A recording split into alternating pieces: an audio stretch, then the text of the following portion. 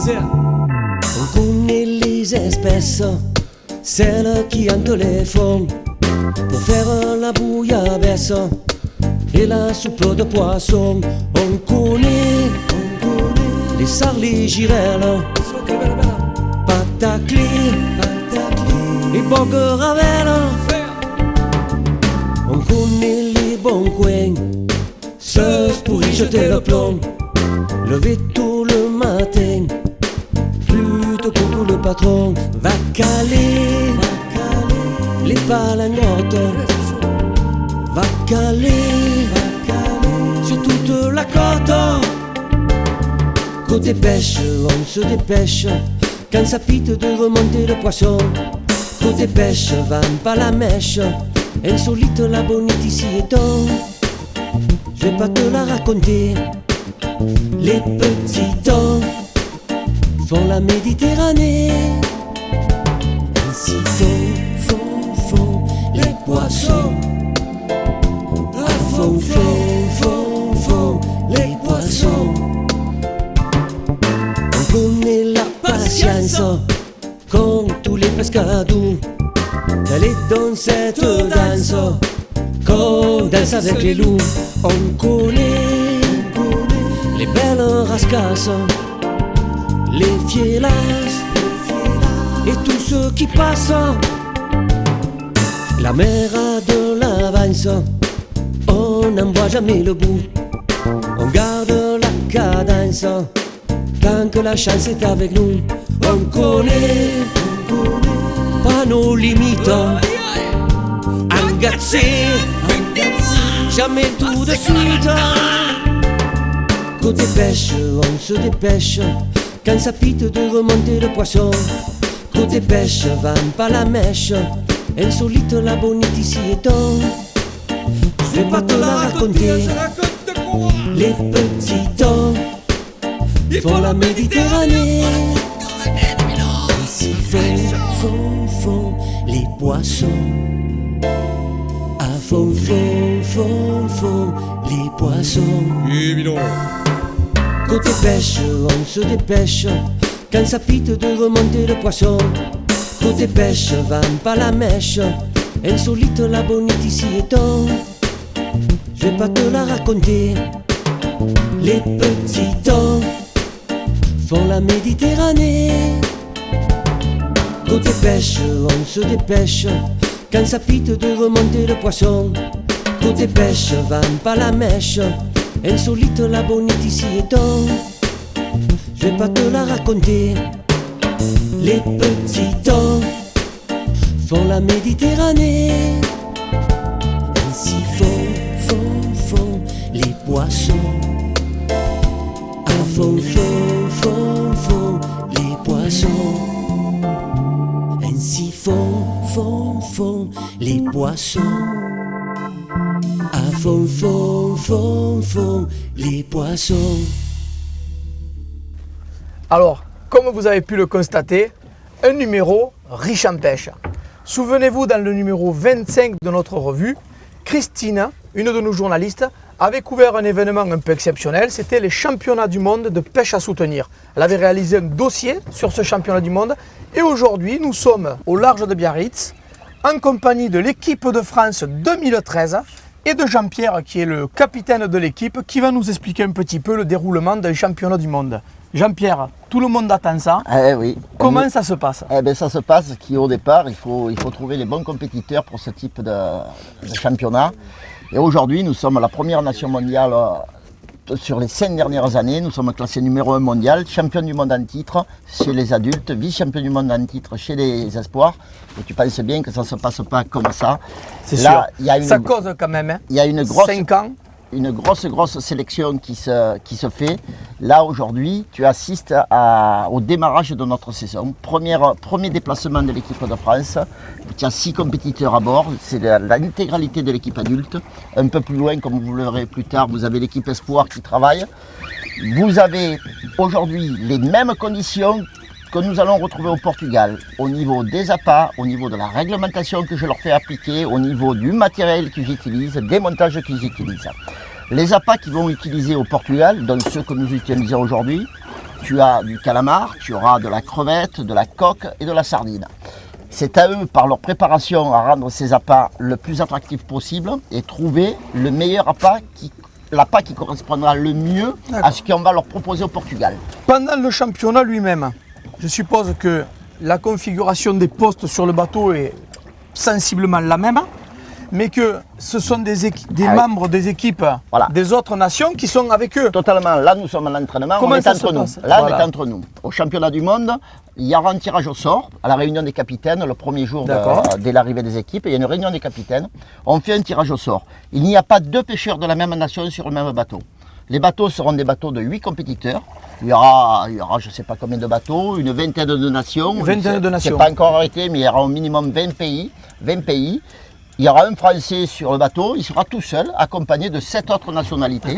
C'est à lui à mettre en œuvre tout ce qu'on a vu sur nos entraînements. Et c'est que comme ça qu'on arrivera, et c'est comme ça qu'on y arrive. Et la preuve, c'est qu'aujourd'hui, on est numéro mondial dans cette discipline. Une fois ce tirage au sort effectué, il y a des zones de pêche, je suppose, qui vont être définies. Les zones de pêche, est-ce qu'ils les connaissent un petit peu avant? Vous avez pu faire du repérage? Alors nous, on va partir fin août après le championnat de France qui va se dérouler ici même. On va partir fin août au Portugal.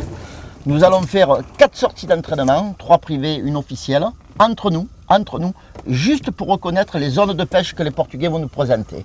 À partir de là, sur ces 4 journées, on va reconnaître toutes les zones de pêche, on va tout enregistrer et quoi qu'ils nous proposent le jour de la compétition, on saura où aller. Les gars, ils auront tout pêché, ils auront tout fait. Après, c'est à eux, avec leur qualité, à sortir premier d'un bateau de 8. Et sortir premier d'un bateau de 8, c'est très difficile. Mais bon, s'ils sont là, c'est qu'ils sont capables de le faire. De plus, ce que je t'ai pas dit, c'est qu'aujourd'hui, l'équipe de France adulte, si vous les regardez, on dirait des minots. Ah oui, mais c'est 25 ans de moyenne d'âge. On dirait c'est des minots. Ça, c'est extraordinaire de voir un niveau technique à cet âge-là. C'est quand même extraordinaire. C'est que le boulot en amont a été fait. C'est des jeunes qui sortent tous des espoirs. Sauf Julien Bayot, qui est le vétéran de l'équipe aujourd'hui, avec ses quelques balais, mais qui est encore jeune quand même. Voilà. Oui, il est encore le néné, pour nous, c'est le néné. Il est encore au vert, Julien. Il est encore au vert. Le comptage des points par pêcheur se fait comment? Alors là, chaque championnat est différent. Cette année, on va nous proposer un championnat du monde au point. C'est-à-dire qu'ils vont donner une valeur à chaque poisson, à chaque espèce de poisson, à chaque espèce de poisson. Grosso modo, tout ce qui est poisson de roche va valoir 1 point. D'accord. Tout ce qui est escombridé, les maquereaux, les sévereaux, tout ça, ça compte pas. La bogue ne comptera pas. Alors, ils lèvent les poissons comme les bogues parce qu'ils ont peur des nations rapides comme l'Italie, la France, qui sont capables d'abattre beaucoup de poissons très rapidement. Donc, je pense qu'ils ont supprimé la bogue pour cette raison-là. C'est leur problème, ils sont chez eux, ils ont raison de le faire. Après, tu as les poissons comme les sparidés qui valent entre 5 et 6 points. Et tu as des poissons divers, comme les pageaux, les trucs comme ça, qui sont à 3 points. Les sars sont à 3 points. Donc, ils ont établi une règle qui est connue de tout le monde, qui est à notre possession, qu'on applique aujourd'hui. 1 à 6. Et que vous appliquerez à chaque entraînement. Est-ce que vous resserrez un petit peu à chaque entraînement après, justement pour essayer d'aller on va resserrer le plus loin possible? On va resserrer parce que, en sachant que le poisson de roche, parce que le Portugal va nous préparer quand même une pêche un peu de roche, vaut qu'un point, mais 1 point monté par 3, parce qu'ils ont 3 hameçons sur leur montage, ça fait un sar. Ouais, d'ailleurs, on voit depuis ce matin qu'on est là, on voit des triplés qui se jouent, des attentes. Il y a quelques triplés qui se montent, ça fait très cher. Ça vaut très cher un triplé qui se monte. Par contre, un pagre, comme tu as vu, il y a quelques pagres de montée, un pagre vaut 6 points. Donc c'est à eux à analyser sur le bateau, qu'est-ce qu'ils doivent appliquer? Est-ce que, comme ce n'est pas une pêche au poids, il n'y a aucun intérêt à monter des gros poissons. Monter des gros poissons sur des grands fonds, c'est une grosse perte de temps, c'est un risque de casse, un risque de décrochage pour rien à l'arrivée. Il vaut mieux monter 3 girelles qu'un gros sar. Il faut gérer, il faut bien assimiler ce type de compétition. Justement, tu parles de poissons, de taille, etc. Mais est-ce que la taille du poisson compte par rapport à ça? Ah non, il n'y a qu'une taille qui compte, c'est 18 cm. C'est la taille minimum de tous les poissons. De tous les poissons. Après, les sparidés ont une taille entre 25 et 35 cm selon lesquels, mais tout est défini. Mais aucun poisson ne fera moins de 18 cm, même une girelle. Même une girelle ne fera minimum 18 cm. Ton rôle en tant que capitaine, c'est de réorganiser tous les jours un petit peu les équipes, d'aller prendre des informations à droite et à gauche. Mon rôle aujourd'hui, au niveau où ils en sont, c'est de la gestion. C'est de la gestion, les gars sont bien, c'est des copains, tout va bien. On a fait un débriefing hier soir, on fera un débriefing ce soir, on va analyser notre journée de pêche. Demain, on ressort, on va mettre en application notre débriefing. On va voir à la fin du deuxième jour pourquoi un tel a moins pêché que l'autre. Tu vois, déjà, on demandait qu'est-ce que tu utilises comme type d'hameçon, grammage de plomb, longueur de bas de ligne, longueur d'invention, traînard, pas traînard. Donc, tout ça est analysé. On le met en application. Et au bout de la 6e ou 7e sortie, je te garantis que quand les gars vont y aller, ils ne se poseront plus de questions. Bien sûr. Ils savent dans leur tête ce qu'ils ont à faire. Voilà. Le reste ne compte plus. Ils ont une trame principale et ensuite par-dessus, ils peuvent greffer leur savoir-faire. Après, c'est ça, c'est la tête. Il y a le mental, le calme. On voyait bien que ça se magagnait d'un côté de l'autre du bateau, quand il y avait des triplés d'un côté et pas de l'autre. Tu as eu un exemple ce matin, tu as le bâbord qui a pêché à bloc, le tribord qui ne pêchait pas. Tout à fait. On a fait le changement, toutes les heures et quart, on change de place selon le schéma établi par la Fédération internationale. Le tribord a plus pêché que le bâbord. Tout à fait. Donc ça a rééquilibré. Dans 1 heure et quart, ils vont retourner, puis un dernier changement, ils font 4 fois et on finit la compétition. Une compétition dure 5 heures de pêche effective. 5 heures de pêche sur 3 jours. Sur 3 jours, avec une journée d'entraînement officiel. D'accord. À l'issue de ces 3 journées, chaque journée, il y est fait un classement par équipe. Un classement par équipe, une équipe, c'est 5 compétiteurs en mer, mais seuls 4 rentrent dans le classement par équipe. Le dernier des 5 sort du classement par équipe. Donc on fait un classement sur 4, tous les jours. À l'issue du 3e jour, on fait le total de points de chaque équipe. Et pareil pour l'individuel. Chaque individuel, le premier un point, etc. Après, bien sûr, vous visez la médaille d'or. Il n'y a pas de secret. De toute façon, on va aller dans un championnat du monde où tout le monde va nous voir arriver. Première nation mondiale, champion du monde en titre. Donc, on aura le respect, mais c'est là où il ne faut pas qu'on se plante. C'est-à-dire qu'il ne faut pas qu'on fasse les beaux. Il faut qu'on fasse les humbles, il faut qu'on morfle, il faut qu'on s'en donne plein la tête et qu'on travaille pour arriver. Si on arrive en terrain conquis, on va perdre. On va perdre. Si on arrive en terrain conquis, on ne gagnera pas. Et mon rôle, comme tu dis, c'est de leur dire on est une nouvelle équipe parce que l'équipe est vachement renouvelée, vachement rajeunie. On va travailler, on va essayer d'y arriver. On fera tout notre possible pour y arriver. Mais on voit qu'ils bossent pour y arriver quand même. Ça, c'est extraordinaire. Ils y croient tous. De toute façon, ils ne seraient pas là s'ils n'y croyaient pas. Si tu veux bien, Jean-Pierre, on parlera de la stratégie tout à l'heure. Par contre, en tout début, tu nous as parlé d'appât et j'ai vu des préparations sur le bateau, là, des trucs, des petits machins, des astuces. C'est étrange, mais c'est très très joli à voir d'abord, faire. Et puis on sent que c'est efficace. Est-ce que tu peux nous présenter quelques appâts? Alors déjà, au championnat du monde, il faut savoir que le pays qui reçoit impose les appâts à tous les compétiteurs. Donc en général, ils imposent les appâts qu'ils utilisent eux pour pouvoir bénéficier de leur pratique de ces appâts. Mais bon, ces gars ont aujourd'hui une telle pratique sur les championnats du monde qu'on les a tous vus et revus. Et aujourd'hui, on est arrivé à une préparation d'appâts qui, dans les meilleures nations, est pratiquement, c'est du clonage, tout le monde pratique pareil. Pour le Portugal, on va nous imposer du calamar, on va nous imposer de la crevette, de la coque. Alors je crois qu'il y aura un demi-kilo de calamar, il y a 3 kilos de coque, il y a 350 grammes de crevette. Le grammage est prévu pour chaque bateau. Pareil, les appâts, quand les compétiteurs montent sur un bateau, ils tirent au sort la place sur laquelle il va aller en premier. Plus il prend son sac d'appât. D'accord. Tous les appâts sont pris au hasard. Est-ce qu'il arrive que dans cette sélection d'appâts, il y a un appât piège? Alors, il y a toujours des appâts qui servent à rien. Ouais. Ils mettent toujours des appâts qui servent à rien pour que les nations qui n'ont pas travaillé le problème se cassent le nez là-dessus au départ. C'est normal. C'est pour ça qu'on est là avec les mêmes appâts, qu'on est en train d'analyser les appâts qui marchent, qu'on le fera au Portugal.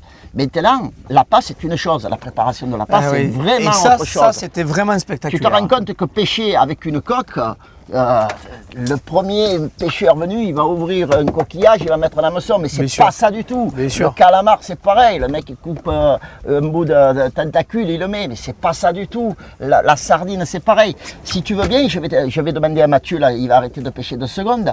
Il va te montrer, par exemple, la préparation du calamar, et tu as Julien qui te fera ou la crevette ou la coque. Allez, super. Comme ça, vous aurez une petite notion de ce qu'est. Oui, je veux bien. Imagine, reporte ça, il va te faire un calamar, par exemple, et une crevette. Imagine ça à un demi-kilo de crevettes, pareil un calamar, à 3 kilos de coque. Le travail que c'est. Et justement, en plus, ce que tu expliquais un petit peu, c'est que ils n'ont que le trajet du quai au moment où le bateau démarre. Et on leur donne les appâts. Ils savent que, par exemple, qu'au Portugal, ils commenceront à 8h30 la pêche. À 8h30, ils commenceront à pêcher, qu'ils aient préparé ou non leurs appâts. C'est ça. Alors, donc c'est à eux Donc, à pas préparer les appâts qui vont, disons pas préparer entre guillemets, préparer pas moins perdre les de- appâts qui serviront pas beaucoup, préparer ceux qui savent les meilleurs à Bien sûr. outrance, c'est à eux à gérer leur truc. Voilà, Important. Mathieu, Allez, Mathieu. Mathieu, il va te montrer comment travailler un calamar par exemple. Allez. Alors voilà, Allez, les Mathieu. calamars. Alors tout d'abord, casse la tête, Tu enlèves la tête, tout le temps. Les ailes, les ailerons. je les enlève et je les jette, D'accord. parce que ça ne marche pas. La tête, tu vas t'en servir. Je vais m'en servir de la tête. Tu enlèves. On ouvre le calamar. On ouvre le calamar. On Il enlève reste encore tous des, les ex. ouais, des résidus. Voilà. Et c'est à partir de là que ça démarre. À partir de là, Comment tu vas on le... l'attendrit. D'accord. Tu On enlève- l'attendris pour que on enlève la puisse, peau. On l'attendrit du côté intérieur, parce que c'est plus tendre. D'accord.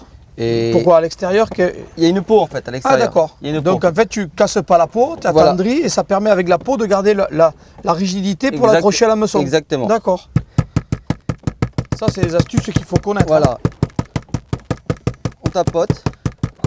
Ça dépend de Ouais. l'épaisseur du calamar. Plus les petits, moins on tapote. Bien sûr. Et tu le sens comment après qu'il est prêt? Bah, Au doigt? touche, tu sens, ça fait. Ouais, tu vois. on sent que ça colle au doigt en fait, Il c'est faut, ça. faut ouais. vraiment que ça colle. Quoi. Tout à fait. Sinon, tout à fait. Et tu tapes. et Ensuite, après, bah, le coup de cutter, le bas, ouais. je l'enlève. C'est moins péchant. C'est moins péchant. Ça tendrit moins peut-être. Voilà. C'est le rebord, C'est le rebord sur lequel et, tient la et tête. moins tapé. Et le haut, pareil. Le haut, je fais pareil. D'accord. Et en plus, Pour après quand tu vas avoir un- voilà. découper des bandelettes, Pour en avoir plus, un elles carré seront parfait. bien. Et après, ça dépend Bien des régulière. poissons, ou plus gros, ou plus petits. Et ensuite de la lanière. Le calamar, il va te permettre de pêcher seul, mais il va te permettre d'autres choses. On peut pas nacher, calamar et ce qui va avec, crevettes ou quoi D'accord. que ce soit. Alors, tu nous montres comment on nèche Pour sur écher, un hameçon. c'est pas bien dur. Tu piques et tu fais plusieurs tours. D'accord. Tout simplement. Tout simplement. Ça fait une belle bouchée. Tu peux en mettre deux. Et tu laisses pendouiller un peu Voilà, comme ça là. toujours un petit peu. D'accord. Oui, parce qu'en plus, comme c'est souple, ça fait du mouvement et. Ah, bah écoute, c'est magnifique ça.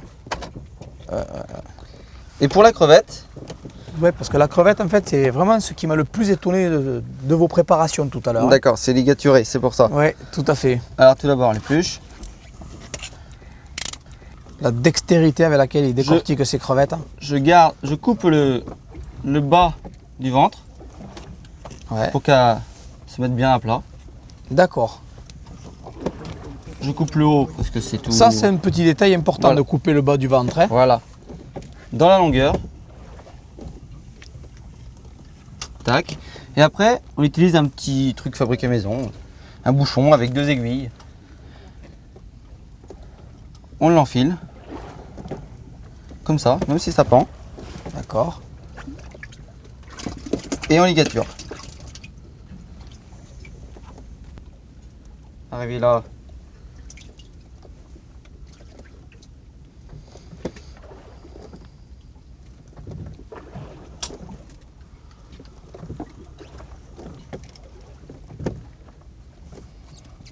Et voilà. Ensuite, Et pour écher, on coupe des petits bouts. et avec le fil ne se défait pas en Non, fait. le fil de ligature se défait pas. Ah, c'est Et magnifique. tu èches comme un verre. Ouais, en plus, ça le rigidifie Voilà. et ça le tient bien. Et au lancer, ça ne bouge pas. Ça bouge pas et puis tu peux même avoir plusieurs captures avec le même appât. Exactement. Ouais, c'est fabuleux. Voilà, Super. Yannick, tu vois le travail que c'est. Tu vas voir Julien, Ouais. il va te montrer la préparation Allez. d'une sardine. Parce qu'une sardine utilisée comme ça vaut rien. Allez, Julien. À nos sardines et à nos coques, pardon. En fait, on va travailler sur le même principe, à savoir ne pas perdre de vue l'optique de la tenue sur l'hameçon, Ouais. surtout. Ouais, j'ai bien compris ça. De toute façon, tu as des plombs qui font 140 grammes. À la descente, il y a une super pression puisque c'est la rapidité qui compte. Il faut que vraiment ça tienne à l'hameçon à fond, quoi. Voilà ça. Donc en fait, ça va être le même principe que pour les crevettes, à savoir qu'il faut privilégier la tenue sur l'hameçon, Tout à fait. sauf dans certains cas, je dirais assez rares. Ça va être lorsque des poissons se tiennent sous le bateau, des sparidés qui vont être difficiles. Là, le filet élastique est à bannir pour avoir une nêche un peu plus naturelle. Plus souple. Tout à fait. D'accord. En fait, là, c'est pour pêcher profond avec des appâts qui sont solides, Tout à fait. que tu les saucissonnes comme Là, ça. ça va être surtout pour en fait éviter le fait que l'appât dégage au lancer. Ouais. On a des cannes qui sont relativement dures, des mouvements de balancée qui sont très très secs. Oui, parce Donc, que en je fait, voyais, on a là, pas vous lancez quand même à 30-35 mètres du bateau régulièrement. C'est ça. Et donc avec des plombs lourds, des cannes raides, c'est vrai que ça met ça se vraiment un gros déchirerait. appât, voilà, tout à fait. Donc même chose après pour les sardines, sachant qu'en général on n'a pas toujours des appâts de super qualité, donc les sardines étant très très fragiles, on est quasiment obligé de les ficeler comme on dit. Ah, d'accord. Donc là on lève les filets, Ouais, de toute façon, c'est compliqué d'avoir des appâts super frais pour Ouais. autant de sur une pêcheurs. organisation comme celle-là, bien c'est vrai que sûr, c'est très bien compliqué. sûr. On va lever un maximum d'arêtes alentour, donc les arêtes dorsales, les arêtes ventrales, tout ce qui entoure les entrailles. Ensuite on va essayer de faire en sorte de tailler le filet de manière longitudinale pour pouvoir Dans la longueur, ouais. le poser sur le support qu'on a choisi. Comme Donc, la moi, c'est un crevette peu tout comme à l'heure, Mathieu, tout à fait, ouais. tout à fait. Ouais. C'est après, c'est De le la même même système, quoi. De la même manière. Mais vous utilisez des kilomètres de fil. Par contre, voilà, ça représente une grosse consommation en fil élastique, sachant qu'on a, pour un championnat du monde, peut-être 8 jours de pêche, là je crois, Ouais. d'affilée, donc ça représente quelques rouleaux. Ouais, c'est sûr, c'est sûr.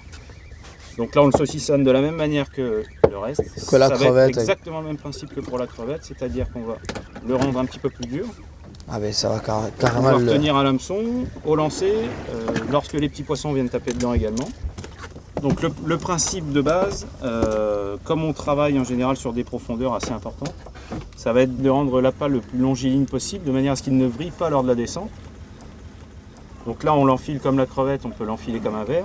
Ce qu'il est possible de faire aussi, c'est d'y ajouter une petite languette de calamar derrière qui va flapper et qui va éviter justement cet effet de brillage qu'on a D'accord. régulièrement. Oui, en plus, comme vous les avez tapés un petit peu, ils sont très souples, les calamars. Voilà, le calamar est très souple. Donc juste piquer une fois, Mhm. ça va nous donner un appât. Ouais, ça évite que ça tourbillonne et que ça te vrille tout le voilà, fil, quoi. tout à fait. Sinon, tu aurais de suite un paquet de nœuds. C'est ça. Le gros problème, c'est qu'au au lancer et à la descente, et même lors d'une remontée rapide, ça a tendance à vriller énormément. Eh bien, écoute, merci Julien Je vous en prie. pour toutes ces informations. Eh bien, je te propose de rester dans les appâts. Puisqu'on part maintenant du côté du Languedoc-Roussillon, on quitte la façade atlantique. On va de l'autre côté des Pyrénées rencontrer Jérôme, que vous connaissez bien maintenant, puisqu'il y a 2 numéros de ça. Il nous présentait déjà des montages pour pêcher le loup, le marbré et la dorade en surfcasting. Aujourd'hui, il va mettre en pratique ces montages et il va nous présenter les appâts qu'il utilise pour pêcher la dorade, mais là ce sera un peu plus spécifique puisqu'il est en digue.